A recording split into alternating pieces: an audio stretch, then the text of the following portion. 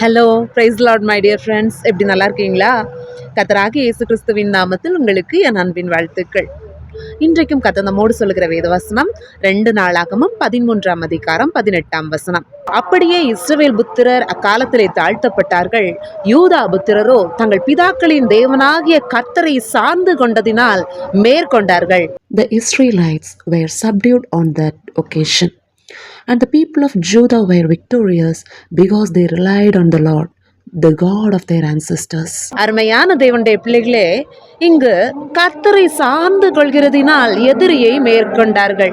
இஸ்ரவேலை ஆண்ட சாலமோனின் மகன் ரெகோபயாமின் நாட்கள்ல இஸ்ரவேல் இரண்டாக பிரிகிறது, யூதா இஸ்ரவேல் என்பதாய். இதிலே ரெகோபயாமின் காலத்திற்கு பிறகு அந்த ஸ்தானத்தை அபியா தன்னுடைய மகன் பெறுகிறார். இந்த அபியா கர்த்தருக்கு முன்பாக தன்னை தாழ்த்துகிறார். யூதா ஜனங்களும் அபியாவும் தன்னை தாழ்த்துகிறார்கள். அவர்களுக்கு விரோதமாய் நிற்கிற யெரொபெயாமோடு அந்த ஜனங்களோடு யுத்தம் பண்ணுகிறார்கள். அவர்கள் தங்களை தாழ்த்தி கர்த்தரை நோக்கி விண்ணப்பம் பண்ணினது நிமித்தம் கர்த்தர் அவர்களோடு கூட இருக்கிறார். அவர்கள் அந்த யுத்தத்தில் எதிரியை மேற்கொண்டு ஜெயத்தை பெறுகின்றனர்.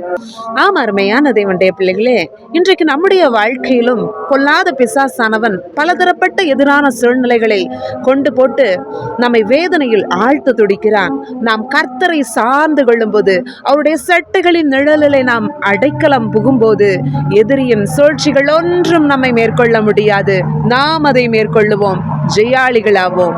இன்றைக்கு நமக்கு தேவையானது ஒன்றே ஒன்றுதான், கர்த்தரை சார்ந்து கொள்ளுகிற அனுபவம், அவருடைய பிரசன்னத்தில் களி கூறுகிற அனுபவம். பரிசுத்த ஆவியானவர் தொடர்ந்து வழி நடத்துவார்.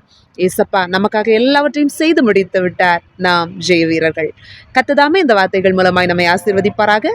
ஆமென். God bless you all. Bye bye.